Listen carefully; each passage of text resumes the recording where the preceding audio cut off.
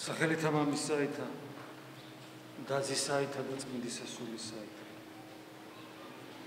ქრისტე აღსდგა. კარგია, რომ აი როგორი ომახიანებიცა ვართ ხოლმე ქრისტე აღსდგას, როცა პასუხობთ. ჩემ თავზე ვიტყვი, რა თქმა უნდა, პირველ რიგში. აი როგორი ომახიანებიცა ვართ ხოლმე, ეგრეთი ომახიანები ვიყოთ ჩვენ სარწმუნოებრივ სიმტკიცეში. აი ამგვარი გულმხურვალება და სიმტკიცე გქონდეს უფლისადმი ერთგულებაში და იმის გაცნობიერებაში, თუ რას ნიშნავს იყო ქრისტიანი.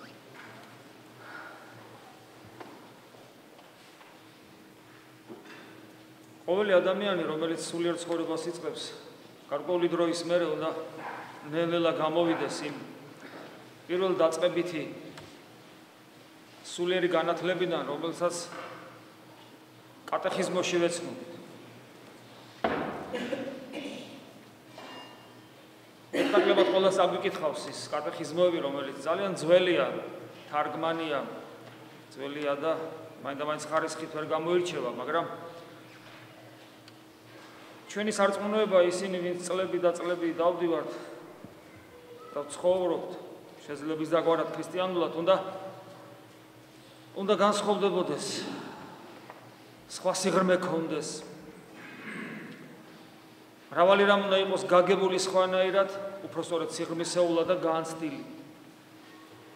და ყოველთვის უпростоრად თუ ეს მართლაც ესია და თუ ჩვენ მართლაც არ გვაკმაყოფილებს ის სასკოლო, ასე ვთქვათ, სასკოლო არა იმ გაგებით, რომ ჩვენ სკოლაში რამეს გვასწავლდნენ, არამედ ის სასკოლო მინიმალური ცოდნა ღვთისმეტყველებისა, რომელსაც კატეხიზმოდან ვიღებთ, თუ ჩვენ მართლაც ეს არ გვაკმაყოფილებს და არ უნდა გვაკმაყოფილებდეს, უნდა ნელ-ნელა სიღრმეში ჩავდიოდეთ და უფრო ხშირად და ალბათ ყოველ დღე ვეკითხებოდეთ საკუთარ თავს. ხო, აი ქრისტიანი ხარ და რას ნიშნავს ეს? როდესაც ამ კითხვაზე პასუხი გაცემულია, რომ მე ვიცი ყველაფერი, უკვე არაფერი აღარ მჭირდება, ღვთის წინაშე ვამბობ აბსოლუტურად გულწრფელად. მე შეიძლება ვცდებოდე, მაგრამ აბსოლუტურად გულწრფელად ვამბობ ღვთის წინაშე, რომ ვინც ფიქრობს, რომ მან ყველაფერი იცის ქრისტიანობაში, მან არათუ არაფერი არ იცის. მისი საქმე უბრალოდ ძალიან ცუდად სულიერი თვალსაზრისით. სამწუხაროდ, ჩვენ შორის მრავალი ესეთი დგას აქვს, რომელმაც იცით ქრისტიანობაში ყველაფერი და თქვენთვის ყველაფერი ამოწურული. და ამიტომ ყოველდღიურად არ ჩნდება კიდევ და კიდევ ახალი შეკითხვები, რას ნიშნავს ის, რომ ვარ ქრისტიანი. როგორ უნდა მესმოდეს, როგორ უნდა ვხედავდე, როგორ უნდა განვიცდიდე, როგორ უნდა ვცხოვრობდე, როგორ უნდა ვლოცულობდე, როგორ უნდა ვეზიარებოდე.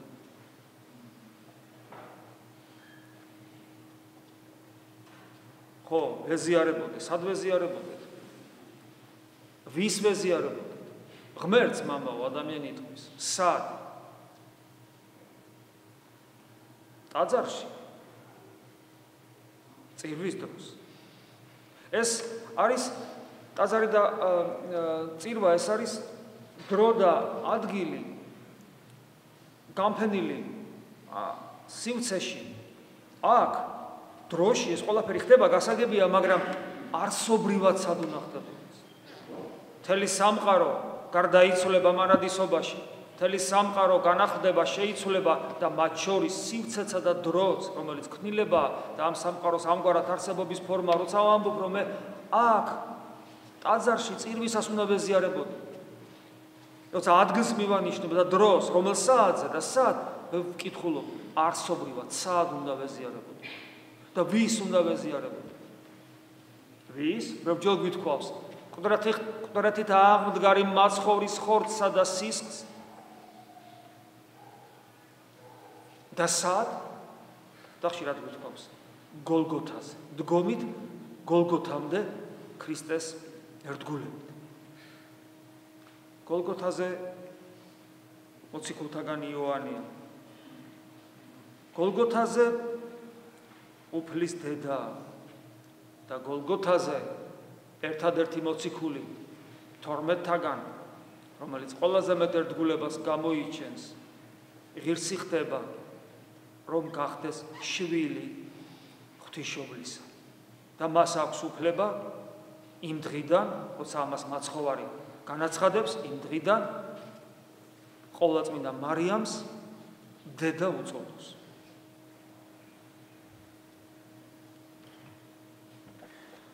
აი ეს არის ქრისტიანობა. ჩვენთვის ზიარება მაშინ იქნება ზიარება, ანუ ჩვენთვის ღმერთთან ერთობა მაშინ იქნება ღმერთთან ერთობა. ჩვენთვის ქრისტიანობა მხოლოდ მაშინ იქნება ქრისტიანობა, როდესაც შენ გექნება შესაძლებლობაც, კადნიერებაც, განწყობაც, სურვილიც, რომ ღვთისმშობელს დედა უწოდო. მაგრამ თუ შეგეშლება და თუ ამის უფლება შენ არ აგაქვს, მხოლოდ სიწმინდის შეურაცხყოფელი იქნები, იმიტომ რომ ღვთისმშობელს დედა უწოდო, მხოლოდ მაშინ გააქვს ამის უფლება, როდესაც გოლგოთაზე დგახარ. აი ჩვენ ბეზიარებით ხშირად დღესაც მრავალი თქვენთაგანი ეზიარება და თუმე შეიძლება არ მქონდეს უფლება ყოვლადწმინდა მარიამს დედა უწოდო, იმიტომ რომ იოანესავეთ გოლგოთაზე არ ავდგავარ, მაშინ როგორ გამექნება მე უფლება ქრისტეს ხორცი და სისხლი მივიღო? ანუ გაცილებით აღმატებული მდგომარეობა, ვიდრე ის რომ ყოვლადწმინდა მარიამს დედა უწოდო. და ჩვენ ეს ვცხოვრობთ, ვერც ღვთისმშობელი გვიცუნია დედად და ვეზიარებით კია მუდამ და შედეგად რაცა გვაქვს კი ხედავთ ჩვენი ვაი ქრისტიანობა და რადგან ქრისტიანობა მხოლოდ ერთადერთი რამ შეიძლება იყოს სრულყოფილი, ამიტომ ვაი ქრისტიანობა რადგან არ არსებობს, ამიტომ არის რომ წლების განმავლობაში ჩვენ ვცხოვრობთ ვითომ და ქრისტიანულად, მაგრამ ვერ ვართ ქრისტიანი. ეს იმიტომ კი არ ითქმება რომ დავიდრგუნოთ, ყურები ჩამოვყაროთ, იმედი დავკარგოთ, გავბრუნდეთ და დღეს არ ვეზიაროთ, არამედ ეს ითქმება, იმიტომ რომ წამის ყოფაში სხვა არჩევანი გავაკეთოთ და ჩვენ შინაგანად და პიროვნულად სხვა მდგომარეობაში მოვიდეთ. იმიტომ რომ ადამიანს წამის ყოფაში ჯვარცმული ავაზაკივით შეუძლია შეიცვალოს და მთელი მისი ცხოვრება დიამეტრალურად სხვანაირი გახდეს. წამის ყოფაში არის შესაძლებელი. ადამიანის პიროვნულ არჩევანს დრო არ ჭირდება, ადამიანის პიროვნულ გადაწყვეტილებას არანაირი დრო არ ჭირდება, არანაირი მომზადება არ ჭირდება, არანაირი ღვაწლი არ ჭირდება. მე ეს მინდა და მორჩა და დამთავრდა, ყველაფერი მზად არის უკვე. აი ეგ არის რომ აი ეს მე მინდა ესა და მორჩა, ყველაფერი დამთავრდა, აი ეს გვიჭირს რომ მე ვთქვა მე მინდა ეს. იმიტომ რომ არა, ისე ფარისეულურად თქმა იცოცხლე, მაგის შეგვიძლია, აი თუ ნამდვილად იტყვის ადამიანი მე მინდა, მაშინ თვალხილული ხდება აქამდე ბრმა. ყველაფერი ესმის, ყველაფერს ხედავს, ყველაფერს განიცდის. გზას ხედავს, რომელსაც ქრისტე ქვია. სიცოცხლე უნდა, რომელსაც ქრისტე ქვია და ერთადერთი სიმართლე აქვს, რომელსაც ქრისტე ქვია. და დედა ყავს კიდე, რომელსაც ყოვლადწმინდა მარიამი ქვია.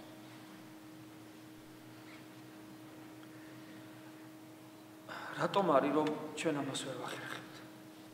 რატომ არის რომ ჩვენ ამას ვერ ვაკეთებთ?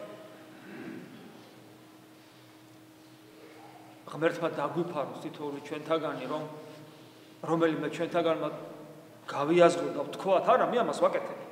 ღმერთმა დაგვიფაროს. ზოგიერთი ჩვენთაგანი კადნიერდება და ამას ხმამაღლაც ამბობს ხოლმე, რომ მე ამას ვაკეთებ.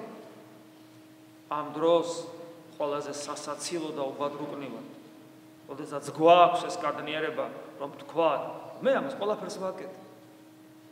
იცით, ადამიანი რომელიც აი ამას ყველაფერს აკეთებს, ის ვერასოდეს იტყვის, იმიტომ რომ ვერასოდეს იტყვის მე ამას ყველაფერს ვაკეთებ. იმიტომ რომ საღვთო განგებულებით დიდება ღმერთს ყველაფრისათვის და ამისათვის საღვთო განგებულებით ადამიანი რომელიც ამას მართლა აკეთებს, მისთვის ეს დაფარული და ვერ ამბობს მე ამას ყველაფერს ვაკეთებ, მე ამას ყველაფერს ვაკეთებ, მხოლოდ ის ამბობს, ვინც ხიბლის მდგომარეობაშია. ჩვენ უკეთეს შემთხვევაში ვერ ვიტყვით რა, რომ ამას ყველაფერს ვაკეთებთ, თუ სწორ გზაზე ვდგავართ, უკეთეს შემთხვევაში შეგვიძლია ვთქვათ, მე ეს ყველაფერი მინდა და მინდა. ვერ ვაკეთებ კი, მაგრამ მინდა. არა მაქვს, მაგრამ მინდა რომ მქონდეს. მინდა რომ ამით ცოცხლობდი, ამით ცხოვრობ.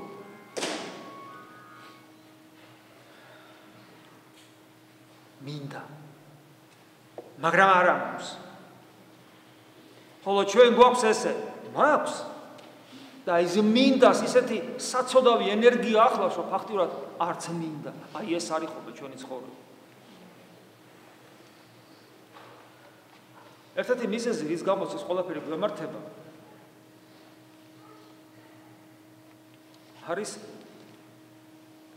ჩვენი გაფანტული ცხოვრება. გაფანტული ცხოვრება მრავალ რამეში ვლინდება და ერთ-ერთი ის რაშიც ვლინდება არის ჩვენი ინტერესები. რა გვაინტერესებს? ეხლა მე ამ თემას რატო ვეხები? იმიტომ რომ დღეს სამარიტელის კვირაში შევედით და სამარიტელი დედაკაცი, რომელიც არც წმინდა ცხოვრებით გამოირჩეოდა, ფაქტიურად ჩვენი გადასახედიდან, ქრისტიანების გადასახედიდან და არა თანამედროვე სულის გადასახედიდან, ქრისტიანების გადასახედიდან მეძავი, რომელიც რა თქმა უნდა, ოღონდ თანამედროვე სულის კვეთების ადამიანისაგან განსხვავებით, მას რცხვენია და მალავს. არ ამბობს, არ ამაყობს. ამით. ეს დედაკაცი, მიუხედავად მისი არასწორი რელიგიური შეხედულებებისა, რომელსაც ქრისტე პირდაპირეუნება თქვენ არ იცით და ჩვენ ვიცით, ეს იმათ გასაგონად, როდესაც ქრისტიანებისაგან როგორ ტოლერანტობას ითხოვენ, იცით, რომ ყველაფერი სულ ერთი როა.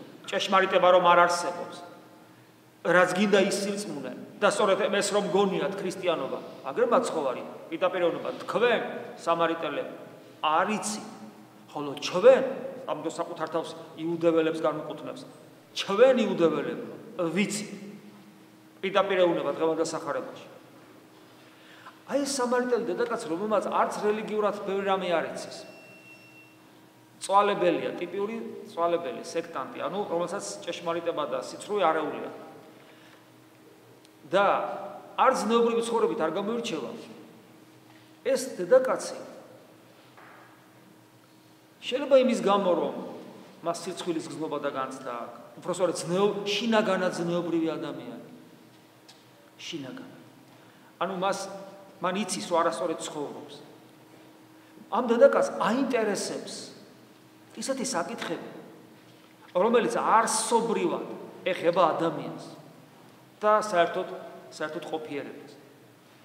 ანუ ინტერესების სფერო ამ დედაკაცის, რომელსაც შეიძლება ის ყოველდღიურობაში არ ამჟღავნებს და არ ავლენს, მაგრამ ინტერესების სფერო ამ დედაკაცისა ძალიან სიღრმისეულია. სწორედ აქ არის ჩვენი პრობლემა, როდესაც ჩვენი ინტერესების საგანი რა არის ხოლმე ესე კაცმარუთვას? აღარ გვაინტერესებს. უსარგებლო ინტერესები ციცოცხლე. აღარ ვლაპარაკობ იმაზე, რომ უამრავი ჭორები და იცოცხლე ტელევიზია და პრესა და ჟურნალები სავსე ამ ჭორიკანობით და ჩვენი მოსახლეობა აი ამ გლობალურ ჭორიკნობაშია ჩართული. ვინ ვისი ცოლია, ვინ ვისი ქმარია და ასე შემდეგ. არამედ ცოტა უფრო სიღრმისეულად თუ ჩავალ.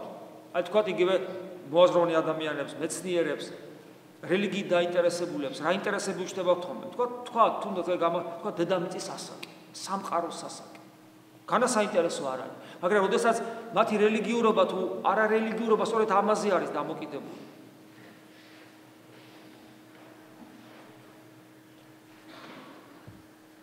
სიცოცხლის წარმოშობის თეორიები, ევოლუცია თუ კრეაციონიზმი. დინოზავრები როდის იყვნენ?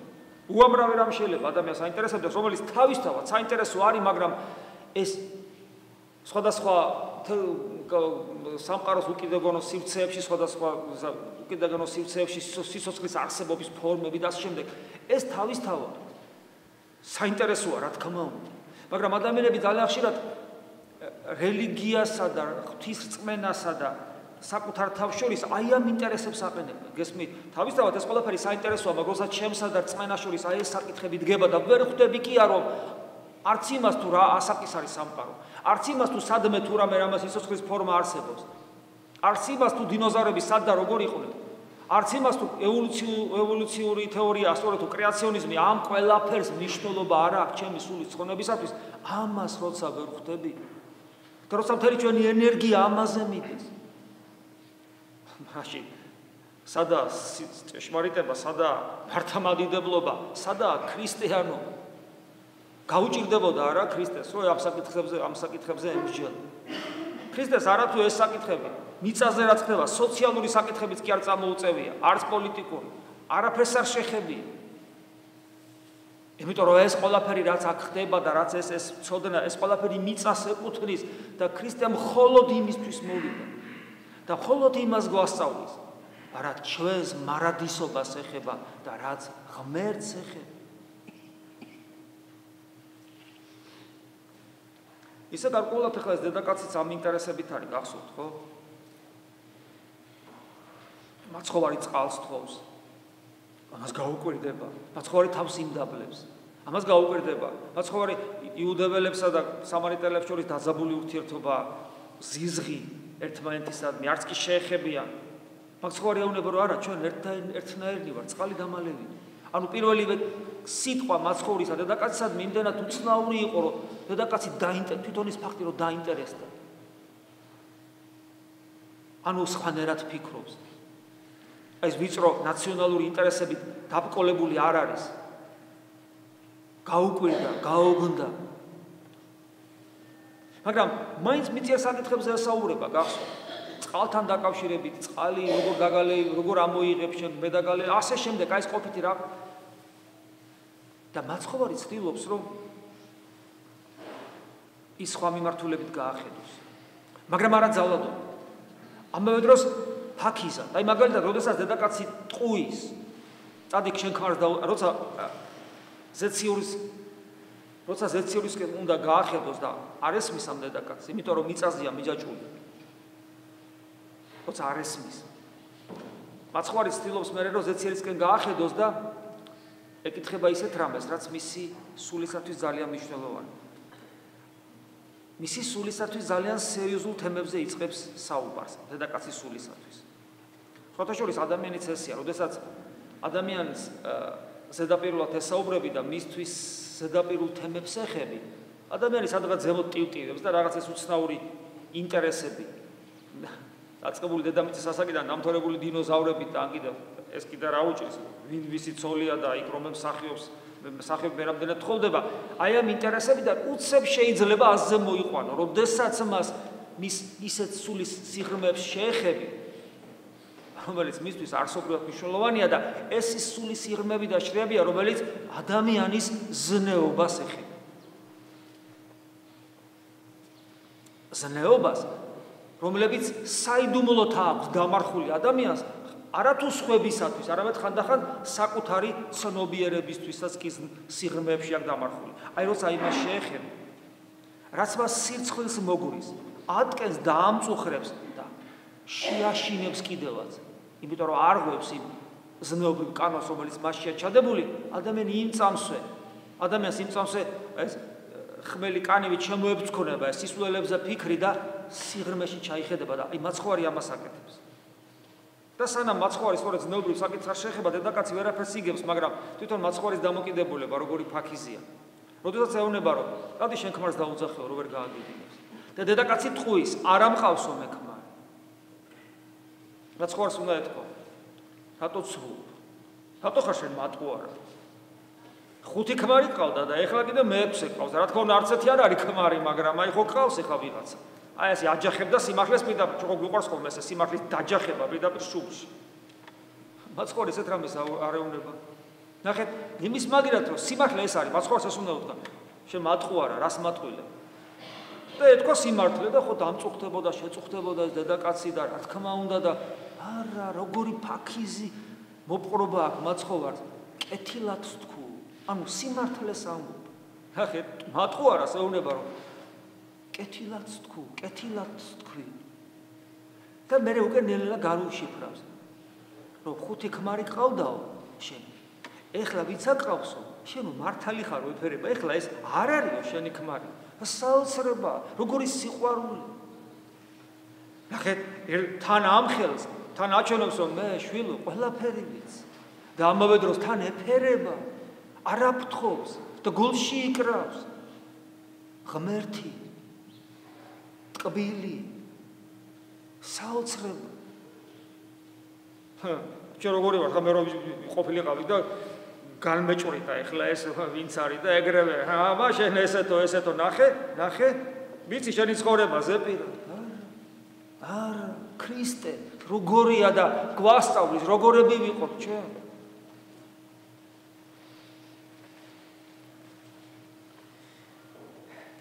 დედაკაცი სწორ რეაგირებას ახდენს თავისთავად ცხადია. ანუ, როცა ჩვენ ადამიანთან საუბრობთ და გვინდა რომ აი ეს ხმელი ქერქი ამ სისულელებისა მოვაცილოთ და სიღრმეში ჩავიდეთ, ეს განსაკუთრებულად მოძღვრებს ეხება, რა თქმა უნდა, მაგრამ ყველა არის ადამიანს ეხება, ჩვენ ერთმანეთზე უნდა ვზრუნავდეთ, პირველ რიგში ის როგორ ფაქიზად უნდა მოვექცე ერთმანეთს. როგორ უნდა გავაღვიძოთ, აი შვილის რო ძინავს ახლობლად და თქვა დაგვიანდება სადღაც. ხო არ ეცემი და უარ დააჯანჯღარ, უარ გადმოაგდებ, რა სიწყალს უარ დაასხავ. ფაქიზად არ აღვიძე? აი ესე ფაქიზად აღვიძებს უფალი სამარიტელ დედაკაცს და გვასწავლის რომ ჩვენ ერთმანეთი აი ესე ფაქიზად გავაღვიძოთ, რა ჩვენ ძალიან გვიჭირს ხოლმე. იმიტომ რომ ჯერ სიმართლე რო არ ამაგდა, ჩემი სიმართლე რომ გონია, ხო რა დღეში ვარ და მე ჩემი სიმართლე რო ღვთაებრივ სიმართლეს ემთხოვა, აი ესეთი ამბიციები გვაქვს ხოლმე, რომ აღარ ვიცით რა ვქნა. რა დრო სიფაქიზეა? არა. სიფაქიზე ყოველთვის. თუმცა რა თქმა უნდა, დედაკაცის სწორ რეაგირებას ახდენს შემდგომ, მაგრამ ეს იმას არ ნიშნავს, რომ ყველა ადამიანი ესე იქცევა. იგივე ბიბლიაშია მაგალითი. გახსოვთ კაენის პასუხი. ღმერთი როგორ ეკითხება? სად არის შენი ძმა აბელი? არის ის ღმერთმა სად არის, რომელიც უკვე მკვდარია? როგორ ფრთხილად ეკცევა აქაც კაენს? კი არ დააცხრა რისხვით, რომ აბა რატო მოკალი და საზიზღარო ხე გაგანადგურე. სად არის შენი ძმა აბელი? მას უფალს უნდა რომ კაენმა თვითონ თქვას, აღსარება თქვას და შეინანოს. და ეს რა თქმა უნდა სული შრეებში ჩავიდა კაენისა, მაგრამ კაენი ამ სამარიტელ დედაკაცისაგან განსხვავებით ნახე რა პასუხს იძლევა, არ ვიცი, ჩემი ძმის დარაჯი ხომ არაო? თავხე. არ ვიცი, ჩემი ძმის დარაჯი ხომ არაო? რა ნაცნობია ჩვენთვის ეს ხანდახან ეს მდგომარეობა, როდესაც ვიფხილებით რაღაც უზნეობაში და როგორ გავგულისდებით ხოლმე და პირიქით ჩვენ სიმართლეს უფრო ბოლომდე ვაწვევით, როგორ მე მართალი? არა ვართ ხოლმე ეს?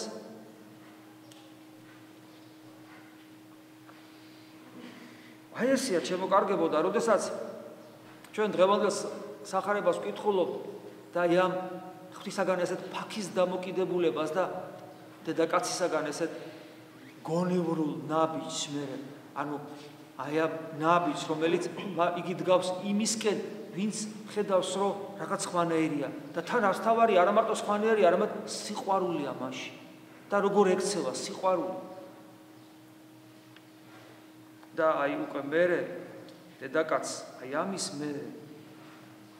მერე აი ეს სული სიღრმეში არსებული საოცრება, რაც ყველა ადამიანს აქვს, მაგრამ ზოგი ვკლავთ ამას და ზოგი ვაცოცხლებ, აი სული სიღრმეში არსებული უცოცხლდება და ისეთი საკითხებით ინტერესდება, რომელიც არანაირად მიწიერ წყალს, ანუ მიწიერ არსებობას არ ეხება.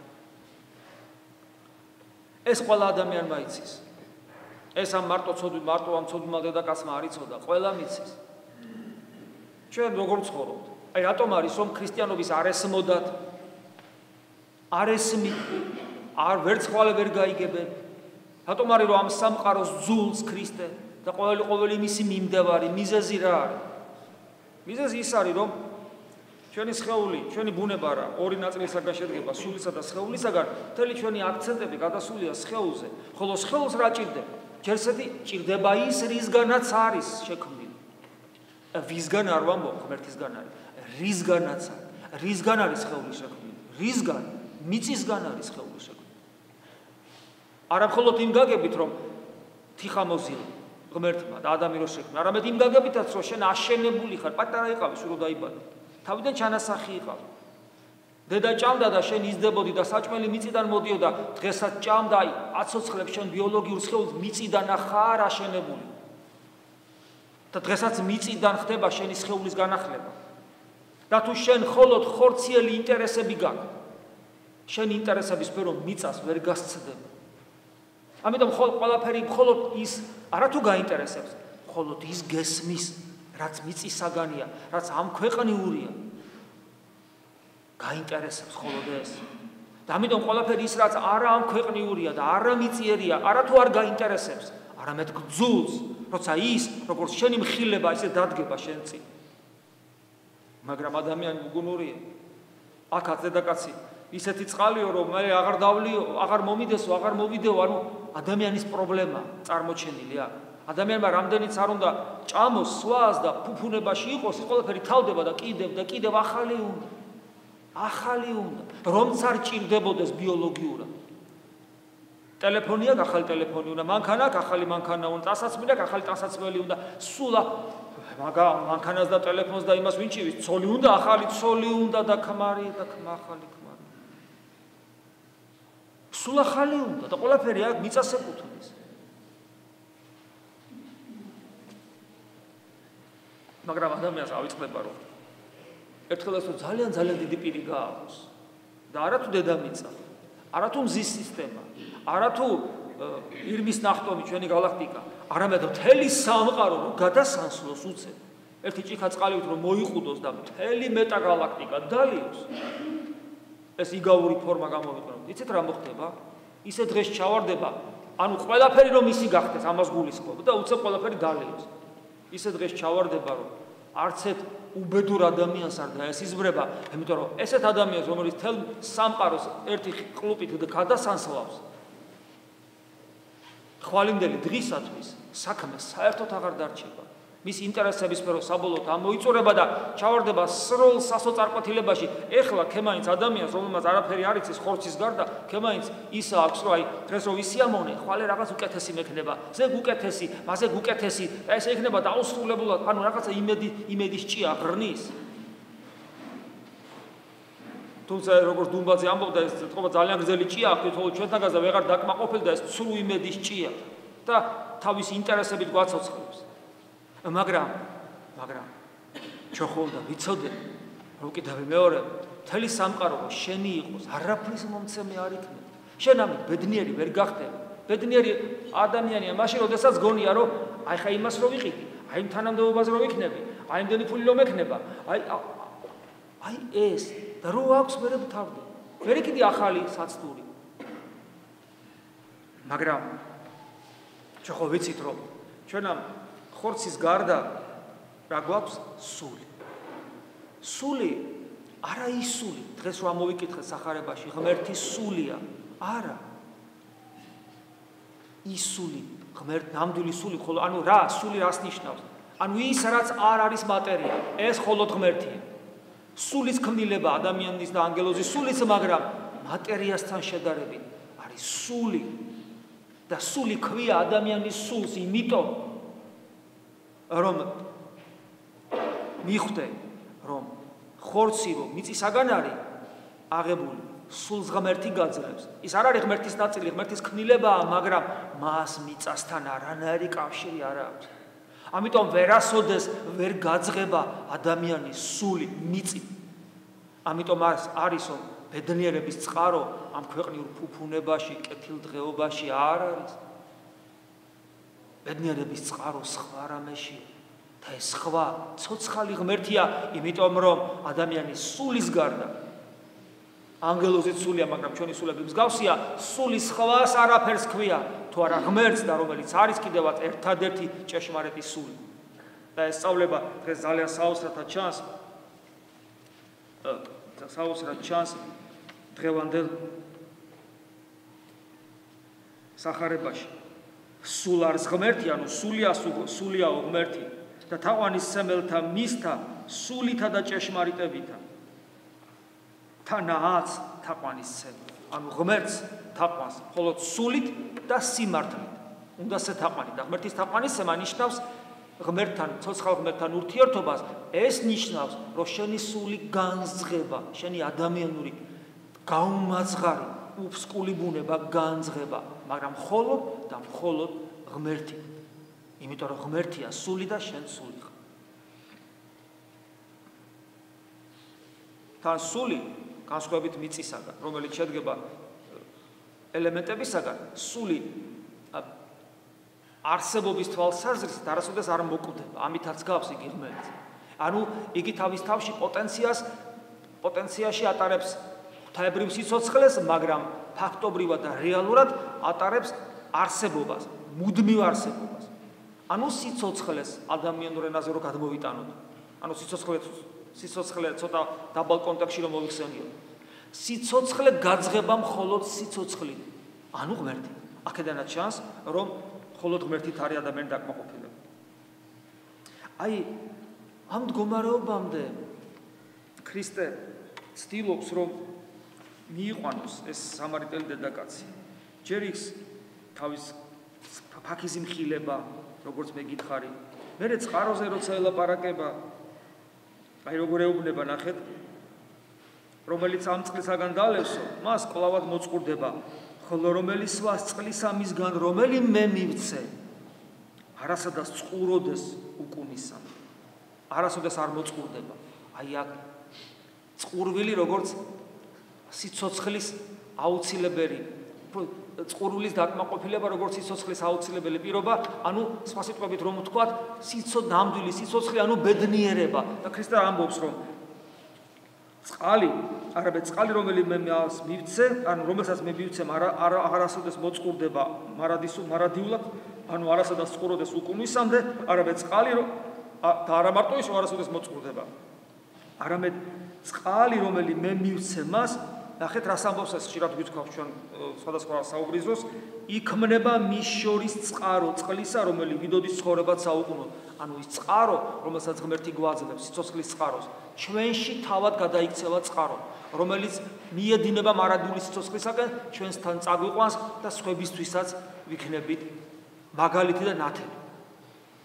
ანუ ადამიანი, როგორც შემდეგ სვიმონახალი ღვთისმეტყველი იტყვის, ადამიანი, რომელიც საკუთარ თავში აი ამ წყაროს ფეთქვას ვერ გძნობს, ანუ მარადილ სიცოცხლეს ვერ გძნობს და უნდა გძნობდეთ, იმიტომ რომ უფალი გვეუბნება, ვინც ეზიარებით ჩემს ხორცს და სისხლს, თქვენში დაიწყება მარადიული სიცოცხლე, ადამიანი, რომელიც ამას ვერ გძნობს, ისო ჯერ ქრისტიანი არ არის. და დედაკაც ცდილობს, ქრისტე ცდილობს დედაკაც თვალები აუხილოს, მისი სული გადაარჩინოს. ეს რას ნიშნავს? ქრისტე სამყაროს შემოქმედია. მაგრამ ის მოვიდა კონკრეტულ ისტორიულ ეპოქაში და ერთი ადამიანური ბუნება მიიღო, ერთი ინდივიდუალური ადამიანური ბუნება მიიღო და კონკრეტულად მოძრაობს, დადის, მოწაფეები ყავს, ურთიერთობა აქვს, დედა ყავს და აქაც მივიდა ერთ ადამიანთან. ეს ნიშნავს იმას, რომ თითოეული ჩვენთაგანი და განსაკუთრებულად რა თქმა უნდა სასულიერო პირები უნდა ვზრუნავდეთ თითოეულ ადამიანზე.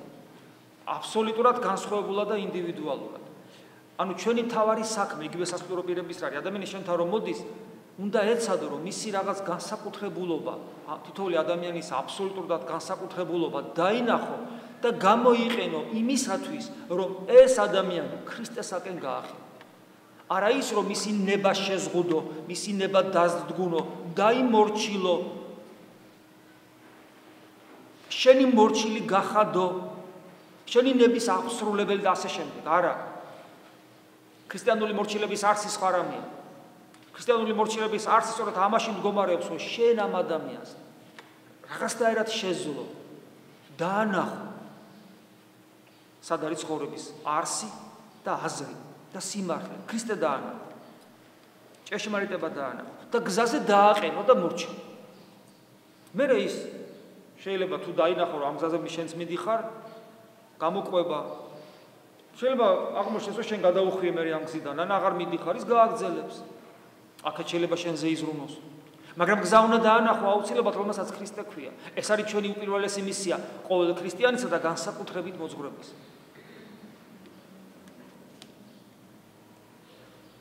მაგრამ ღმერთი ადამიანად კი მოვიდა, მაგრამ ამავე დროს ღმერთი სულია, როგორც თვითონაც გვეუბნება და გვასწავლის. ღმერთი სულია და ეს რას ნიშნავს? აი, წაგანაც ამოვიკითხე არა, მე მგონი. თუ არა ეხლა კვლავ აღმოგიკითხავს. ანუ ღმერთი სულიაო და არა მომიკითხავს. ღმერთი სულია, ხო? და აი, მანამდე უნება არამედ მოვალ ჟამი და აწვე არს. დედაკაცს ეუბნება, რომ გადარჩენა არის ჩვენგან, გურიებისაგან. თქვენ არიცით, ჩვენ ვიცით და შემდეგ განუმარტავს, მაგრამ მოვალ ჟამი. ეს ჟამი უკვე დამდგარია. და შემდეგ ჭეშმარიტი თაყვანისმცემელი, ღმერთის თაყვანისმცემელი, თაყვანისმცემდნენ მამასა სულითა და ჭეშმარიტებით. არა იმ ადგილას, არა თქვათ იერუსალიმში, ან სხვა ადგილას, არამედ ყველგან სულით და ჭეშმარიტებით. აი ეს არის ძალიან მნიშვნელოვანი. იმიტომ რომ ღმერთი სულია და ყველგან ეს ძალიან ბევრი რამის თქმელია ჩვენთვის. ერთი დავიწყე საუბარი დავიწყე იმით, რომ ჩვენი ქრისტიანობა განისაზღვრება იმით, თუ რამდენად ვდგავართ ჩვენ გოლგოთაზე. გოლგოთა ერთი ადგილია დედამიწაზე. ისტორიულად კიდევ ეს 2000 წლის წინ მოხდა. მაგრამ რადგან ღმერთი სულია და მისი თაყვანისცემა, მასთან ურთიერთობა შესაძლებელია სულით და სიმართლით, ანუ ჭეშმარიტებით, რადგან მისთან ერთგულება და მასთან ერთობა არ არის განსაზღვრული დროითა და სივრცით და ადგილით,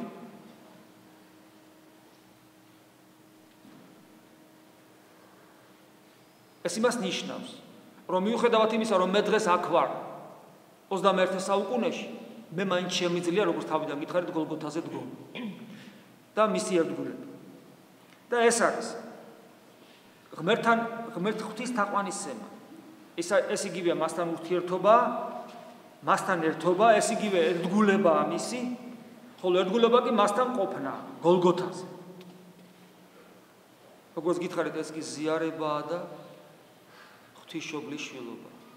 და ის საოცრებაა, ქრისტე, რომელიც მოდის დედამიწაზე, მართალია ცხოვრობს 33 წელიწადი, მაგრამ აქედან მხოლოდ 3 წელიწად ნახევარი მოღვაწეობს. 3 წელიწად ნახევარში, რასაც ადამიანი ასწრებს, ადამიანი მან საკუთარი თავი დაამცრო. ამას კენოზისი ქვია. დაამცრო, დაიმდაბლა ადამიანამდე, მონამდე მონისხატი მიიღო, ვიდრე სიკვდილამდე, სოციალურ მონას არ გულისხმობ. ანუ აქ გულისხმობ მის მდგომარეობას. მაგრამ ეს დამცრობა მდგომარეობს იმაში, რომ მისი ღვაწლი ადამიანურია. ანუ ის იშვიათად გადის ადამიანური ღვაწლის ფარგლებს მიღმა. სასწაულს როცა ახდენს, იქვე ეუბნება, რომ არ თქვა. ძალიან თვითონროლა გამონაკლისია, როდესაც იგი სასწაულს ახდენს, ძალიან ესე აფიშირებას უკეთებს სასწაულს, ლაზარეს აღდგინება, მას თავის დანიშნულება ჰქონდა და იმიტომ, აი მაგალითად, როდესაც 5000 განაძღო და 4000 აქ ნახეთ, ერთის მხრივ თითქოს აფიშირებაა, რომ საოცარი სასწაული მოახდინა, მაგრამ მეორეს მხრივ მაინც ფაქიზად აკეთებს. მას ის 5 პური და 2 თევზი საერთოდ არ ჭირდებოდა, ისედაც გაამრავლებდა, მაგრამ აი მაინც რაღაცნაირი ფორმით მიწიერს იშველიებს. თან მოციქულების ხელით აკეთებს, უშუალოდ თავის ხელით არ გამოვიდეს, რომ ხალხმა არ დაინახოს, თვითონ აკეთებს ამას. მოციქულთა ხელით არიგებს. და მაგრამ ამას კიდე თავის მნიშვნელობა ქონდა, თუ რატო გააკეთა ეს. იმიტომ რომ შემდეგ როცა მისი მეფე დადგინება უნდათ, უარყოფს ამ სურვილს ხალხისას. და მიანიშნებს, რომ თქვენ იმიტომ კი არ მომდევთ მე და ჩემი მეფობა იმიტომ კი არ გინათ, რომ საღვთო ნიშანი იხილეთ, რომ ღმერთი თქვენთან არის. ესეა სასწაული, არა მაგ შემთხვევაში სასწაული ნიშანს ნიშნავს. არა იმიტომ, რომ თქვენ მიხვდით, რომ ღმერთი თქვენთან არის, არამედ ჩემი მეფობა იმიტომ გინათ, რომ გშიოდათ და გაძიხით. იმიტომ რომ თქვენ მხოლოდ მიწიერ პურს ეძებთ. მიწის მეტი არაფერი გაინტერესებთ და შემდეგ ელაპარაკება ზეციურ პურზე. ზეციურ პურზე, ანუ რასაც ჩვენ ზიარებას უწოდებთ. და აი 3 წელიწად ნახევარი მოღვაწეობს და მერე ჯვარცმის მერე ამაღლდება ზეცა. მაგრამ გვაგვირდება გახსოვთ, ობლათ არ დაგიტოვებთ, არ დაგტოვებთ. მოვიდა ნუგეშინისმცემელი, სხვა, ანუ სულიწმინდა ღმერთი. და თითოეულ ადამიანს, ნახეთ რა საოცრება ხდება. მოვიდა ნუგეშინისმცემელი და ის, რასაც ქრისტე როგორც ერთი კაცი აკეთებდა, მიმოდიოდა, დადიოდა და იმ დროინდელი მით უმეტეს კომუნიკაციის საშუალებებს იყენებდა, იყო ფეხიციარული, ხო, ძირითადად. და ადამიანურად თითქოს ბევრს ვერ ასწრებდა. მაგრამ აი ამ ღვთაებრივ ძალაუფლებას განსაკუთრებულად არ ავლენდა. რაღაც 120 მოწაფე ყავდა თუ რაღაც ესეთი. როდესაც ის ამაღლდება ზეცსა და სულიწმინდა ღმერთი გარდამოვა, სულიწმინდა ღმერთი უკვე მოქმედებს თითოეულ ადამიანზე, მთელ სამყაროში. პოტენციურად, იმიტომ რომ სულიწმინდა ღმერთი თავის მხსნელ მადლს, გადამჩენელ მადლს ეკლესიის მიერ იძლევა. ანუ ეკლესიაში აერთიანებს ადამიანებს.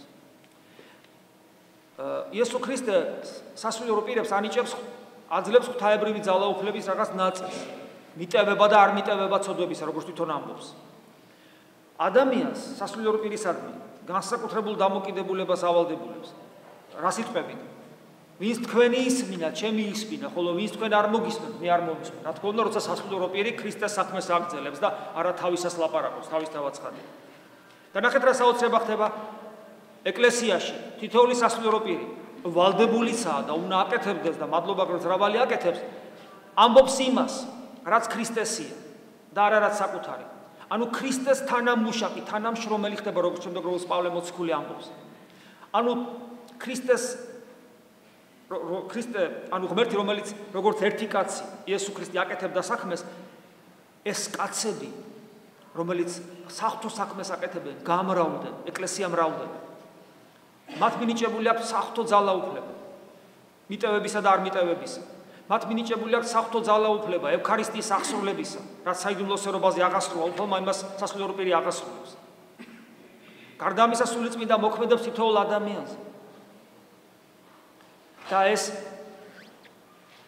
ქრისტიანული, უпроსორედ ქრისტეს მადლი და ღვთის სიტყვა, ჩვენი მაცხოვრის სიტყვა, მრავლდება მთელ სამყაროში.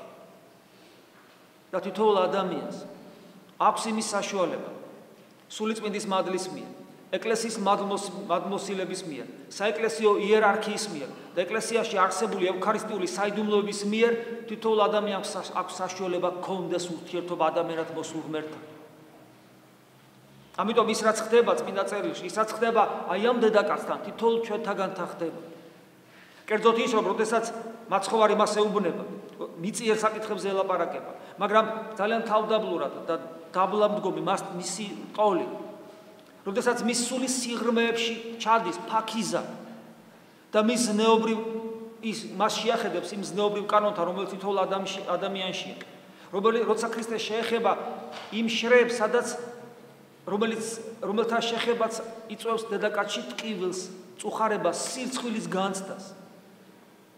ეს ნიშნავს იმას, რომ ქრისტე აი ესე და ამგვარად თითოეული ჩვენთაგანის ცხოვრებას ეხება.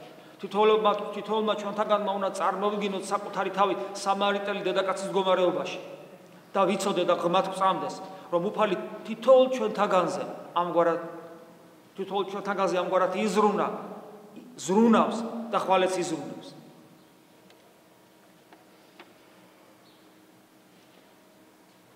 და როგორც გითხარით, ეს ყველაფერი აუცილებლად დაიბეჭდება იმით, რომ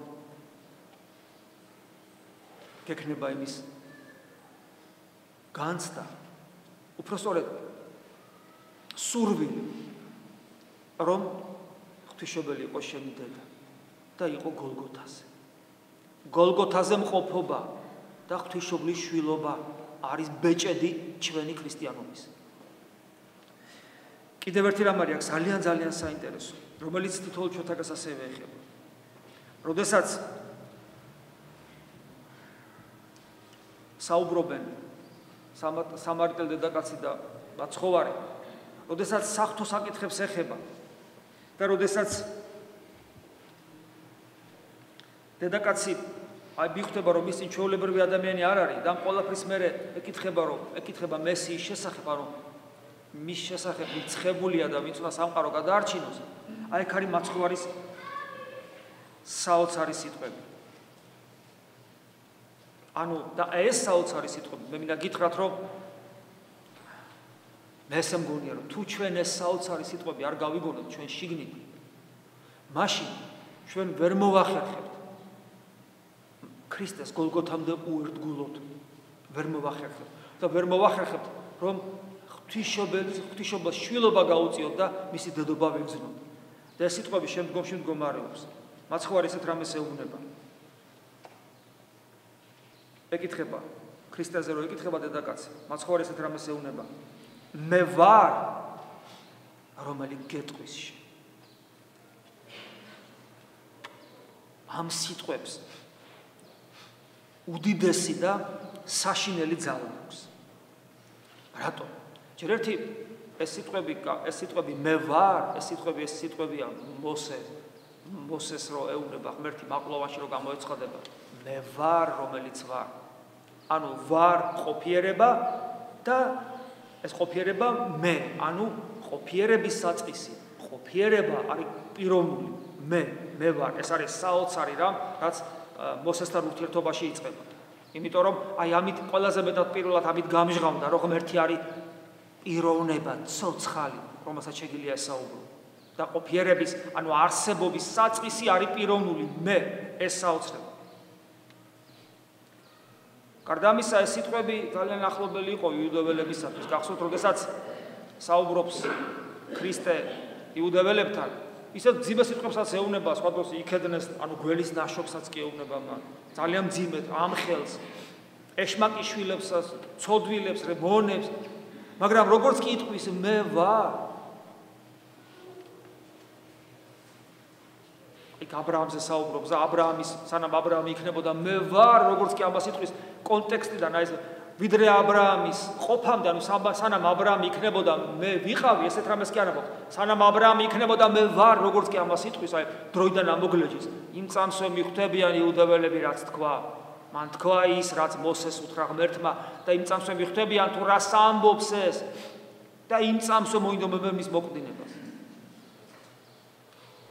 აი ეს სიტყვები ეხლა მე რო თქვა მე ვარ აი დაბლა რო ჩამოვიდა და დაბალი იერარქია განვიხილოთ თქვა სადღაც მიხვედი დაწესებულებაში და უბრალოდ მოსამსახურე გეუბნება რომ იცი რა მე ვარ ესა და ეს ნუ შენ ხარ აბა მითხარი როგორ არის თქვა ვიღაცა წარჩინებული თქვა ვიღაცა ესე იგი უფრო წარჩინებული ან თლათ უფროსის მოადგილე და თქვა თლათ უფროსი შეხვდება მე ვარ ანუ მათი აი ეს მათი თითოეული ადამიანის მე განსხვავდება იმიტომ რომ შენ იქ რაღაცა გესაქმება იმ დაწესებულებაში და თითოეულის მე შენთვის განსხვავებულია იმის დამიხედვით თუ რა სტატუსია ეხლა ხვდებით რისკენ მიყავს ეს საუბარი როდესაც ადამიანური იერარქია განსაზღვრავს აი ამ სიტყვის ძალმოსილებას მე ვარ რაღა იქნება როცა ამას ღმერთი ამბობს მე ვარ